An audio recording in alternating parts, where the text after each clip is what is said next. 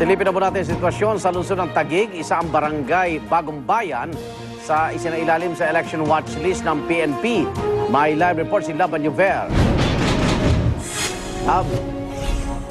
Igan, handang-handa na nga itong si Prayano Santa Teresa Elementary School dito sa Bagong Bayan, Taguig City, no? 12 midnight hanggang 1 AM pa lang kanina ay nakuha ng ating mga guro dito sa may Santa Teresa Elementary School ang mga balota. 2 AM pa lang nagpunta ng ilang mga guro at mga security personnel dito sa area para masiguro yung paghahanda nila para ngayong umaga, no? Para nga dito sa botohan. Dito naman sa may Cipriano Santa Teresa Elementary School ay tinuturing po itong hotspot dahil sa malaking bilang po ng mga botante. Meron po silang 17,000 registered voters, 48 clustered precincts at bawat presinto po at bawat clustered precincts po ay may 2 presinto na meron pong 200 voters per precinct. Meron po itong 3 Board of Election Tellers kada presinto. At syempre pa mga kapuso, hindi mawawala ang mga pulis or kapulisan or 5 police personnel mula po yan sa PNP na nakatalaga po dito sa eskwelahan. Meron din pong 6 na security guards dito ang eskwelahan na ito.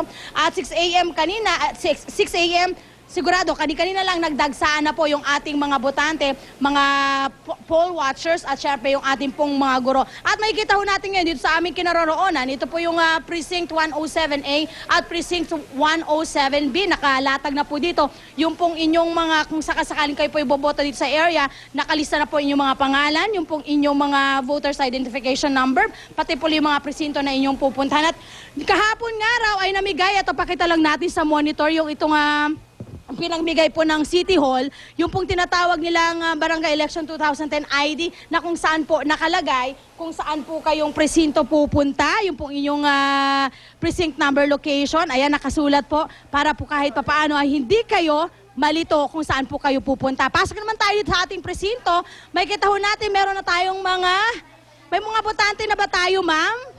Wala pa mga botante pero meron tayong mga poll watchers dito sa area. At syempre nakalatag, lapit lang po ako dito, nakalatag na po yung ating mga pangalan po ng mga kandidato, mga kagawad. Meron po silang 19 na mga kagawad dito. At nag-iisa lamang po ang kumakandidatong chairman dito sa area. At para po mas maging maayos daw po yung pagsusulat ng ating mga botante, talagang magagaling ang mga guro natin dito sa Santa Teresa Elementary School. Dahil nilagyan na nila ng thumbtacks, ito pong kanilang mga folder para kahit paano hindi na malito at hindi na masisilip yung pong mga iboboto ng ating mga botante. Okay, live po mula dito sa may Santa Teresa Elementary School sa Barangay Bagong Bayan, Taguig City. Balik muna sa iyo, Igan. Maraming salamat, Laban Yuver. Nagulat live mula sa Taguig.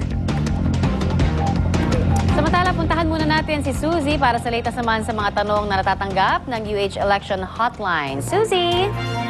Maraming salamat sa iyo, Connie. At kasama rin natin si Attorney Gia ngayon. At ito naman ay meron tayong caller na tumawag kanina, si Mrs. Arsena ng Presinto Torres High School. Ang tanong niya, Attorney, kung may invalid daw ang boto niya kung 2 lang ang boboto niyang kagawad o dapat niyang i-fill up lahat daw ng mga blanks para sa kagawad? Hindi mai-invalidate yung boto niya. Kung 2 lang gusto niyang iboto, bibilangin lang yung 2. Alright. O kaya lang dapat meron siyang, siguro, para lang hindi ma-fill upan unnecessarily yung mga blanco, siguro maglagyan niya ng linya or any sign of desistance. So pwede niya lagyan ng X, kunwari ganyan, or NA, siguro NA. parang linya na lang para at least wag naman yung parang pakyutin pa yung mga mark niya kasi baka maging mark balot naman yon. Okay. So isang ganyan ng linyang pababa, okay na yon. Ibig sabihin, hindi na mafe-fill upan ng iba. Yes. At ito naman, tingnan natin yung mga meron tayong mga, of course, mga tumawag sa atin or mga nag-email. Mamaya malalaman natin mga comments sila sa ating Twitter at syempre sa ating Facebook account dito sa Unang Hirit. At ngayon naman, puntahan muna natin ang ating kasamang si Pia. O lilipat muna tayo. Alright, kay Pia Arcangel naman tayo na nasa Comelec Command Center. Pia?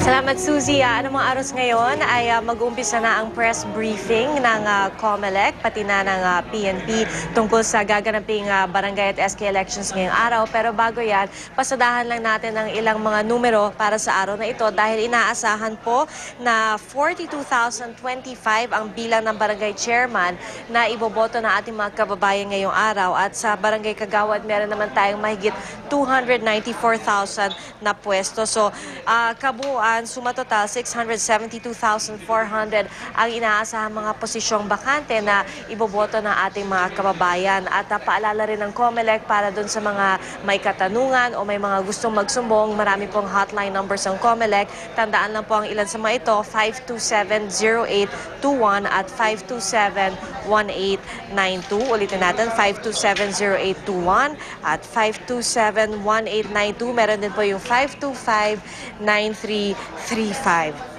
Sa mga kapuso, sa mga sandaling ito ay inaantabayanan natin ang latest update pa rin ng COMELEC tungkol pa rin sa mga lugar kung saan suspendido or postpone ang barangay at SK elections at pati na rin sa update sa pagde-deliver ng election paraphernalia sa ibang lugar sa mga probinsya. Balik muna tayo sa studio.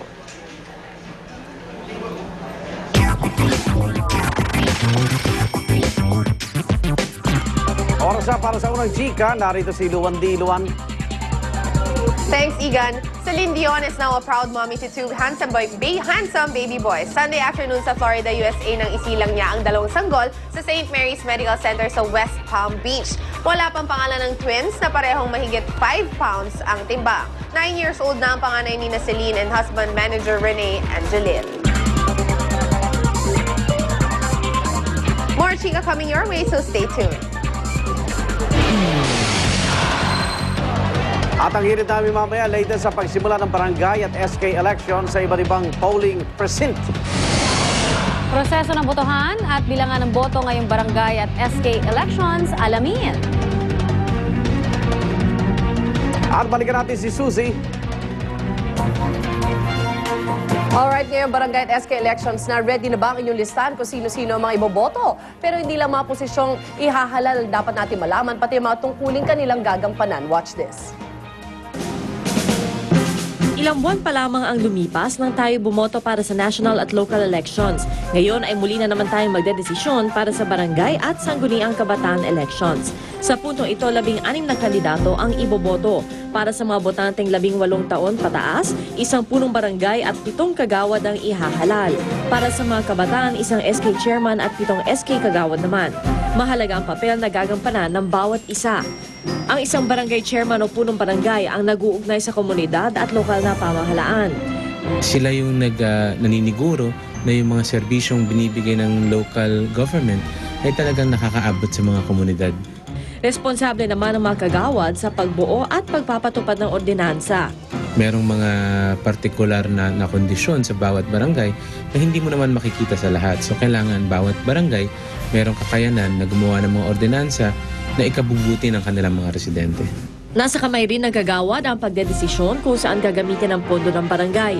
Ganon din ang tungkulin ng SK chairman at kagawad na kinabibilangan ng mga kabataang nasa edad 15 hanggang 17. It's a means or paraan para ma-engage yung kabataan naman sa usaping governance or sa pamumuno ng kanilang mga komunidad.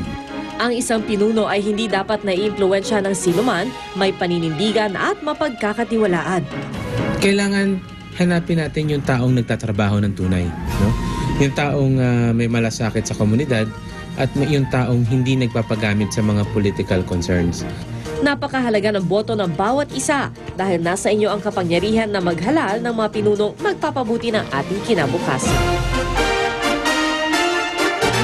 Ayan, alam nyo na ang hanap natin dapat sa ating mga barangay officials. Samantala, balikan naman natin ang COMELEC. Sinasagawa ang press con doon. Kasama pa rin si PR Canghel. Pia? Salamat, Suzy. Nag-umpisa na ang press briefing ng COMELEC at PNP dito sa session hall ng COMELEC. Pakinggan natin ito. Mga lugar na na-suspend na natin, no? Just to refresh your memories, ang na-suspend na po ay 3 munisipyo sa Isabela, Palanan, Divilacan at Macunacon. Last night, we ordered the suspension also of the elections in 2 barangays in Paniki, Tarlac. The municipality of Paniki, Tarlac, the affected areas are Barangay San Isidro and Barangay Salamage. You know the problem with Isabela. The problem po with Tarlac is that the said areas are underwater.